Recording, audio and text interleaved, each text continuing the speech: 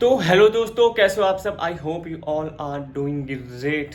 तो जैसा कि आप लोग थंबनेल देख चुके हो, जो आज की वीडियो होने वाली है वो होने वाली है जो जन्नत फैजू का जो ब्रेकअप हुआ था उसकी जो रियलिटी है उसके ऊपर, मतलब उसकी जो पूरी सच्चाई है वो अब सामने आ चुकी है। तो मैं आपको इस वीडियो में एंड तक बने रहना, मैं आपको इसकी सारी सच्चाई बताऊंगा कि मतलब क्या सीन था, क्या हुआ, क्यों उनका रिलेशनशिप टूटा, क्यों ब्रेकअप हुआ और क्यों लोग ऐसे उल्टे सीधे उनके ऊपर इल्जाम लगा रहे हैं। तो चलिए आज की वीडियो को स्टार्ट करते हो। अगर आपने मेरे चैनल को सब्सक्राइब नहीं किया तो प्लीज़ गाइस सब्सक्राइब कर देना भाई, मेरा नया नया चैनल है, आई नीड योर सपोर्ट। तो चलिए वीडियो को स्टार्ट करते हैं। तो जो सबसे पहला काम, जो आप सबको पता है कि जन्नत ने जो है सबसे पहले फैजू को वो किया था अनफॉलो। उसके बाद जो जन्नत के साइड वाले, उसके मम्मी पापा, उसके भाई ने भी अनफॉलो करना स्टार्ट कर दिया। उसके बाद ये गेम उसके फ्रेंड तक भी पहुंच गया, उसके फ्रेंड भी उसको अनफॉलो करने लगे। उसके बाद पता नहीं शायद फैजू गुस्सा हुआ कि मतलब क्या चल रहा है। चलो जन्नत का तो छोड़ो, पर अगर वो थोड़ी सी समझदारी से काम करते तो यूँ सब अनफॉलो नहीं करते उसको, फ्रेंड वगैरह वो सब भी।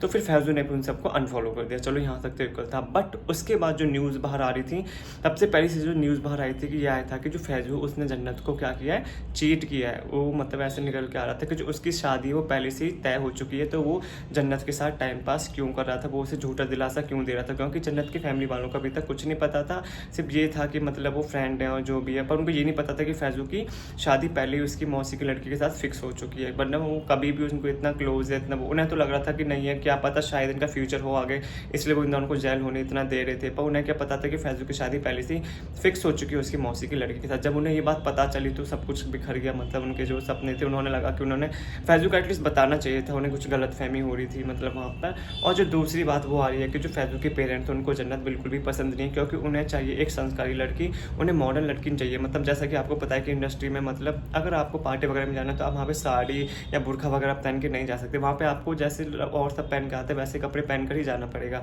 तो मतलब आपको पता है जन्नत इतनी बड़ी सेलिब्रिटीज़ है, वो पार्टी वगैरह में जब बर्थडे वगैरह होते हैं लोगों के और भी कई सारी पार्टीज होती है, वो जाती है वहाँ पर ऐसी ड्रेसेस पहन के। तो जो उसके पेरेंट थे फैजू को, उनको ये सब बिल्कुल भी पसंद नहीं है कि जो रिवीलिंग ड्रेस पहने और जो मतलब इतनी ज़्यादा वो चाहते हैं कि एक ऐसी लड़की है जो उनकी केयर सके, फैमिली को संभाल सके, जो फैजू का ध्यान रख सके। पता जन्नत तो मतलब खुद ही इतनी बिजी रहती है, वो कहाँ किसका ध्यान रख पाएगी, उसके पास खुद ही इतना टाइम नहीं है। तो ये सब भी बहुत सारी चीज़ें आ रही थी।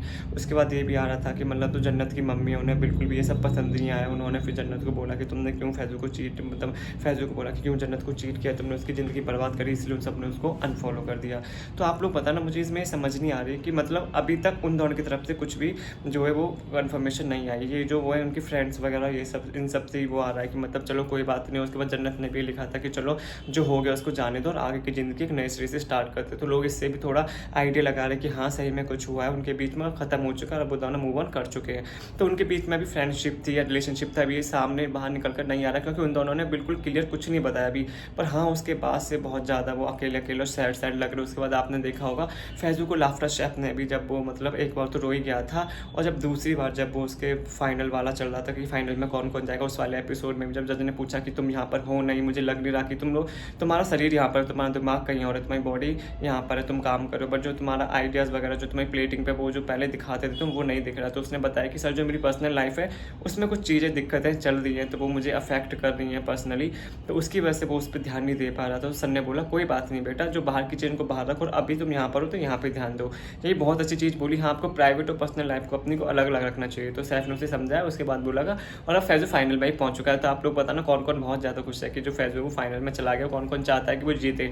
तो ये सब था। उसके बाद आप लोग बताना कि मतलब उसके बाद वो लोग अभी उम्राह में भी गए थे, आई थिंक हज यात्रा करने गए दोनों शायद एक ही टाइम से, बट दोनों बहुत अलग अलग है। वो अपनी फैमिली के साथ गई है, अपने फ्रेंड्स के साथ गया है। अब ये भी इसमें भी नहीं पता कि वो वहाँ पे मिले कि नहीं मिले, क्योंकि उनकी फोटो वगैरह कुछ भी अपडेट वगैरह नहीं आई है। वरना वो कहीं अगर ऐसे एक साथ जाते थे या फोटो वगैरह तो आती थी, मतलब अगर जैसे एक जगह पर ही है वो लोग, वो भी हज यात्रा में, जैसे रीम के साथ आई है, उसकी फैमिली के साथ आई है, फैजू अपने फ्रेंड्स के साथ डाल रहा है हज में।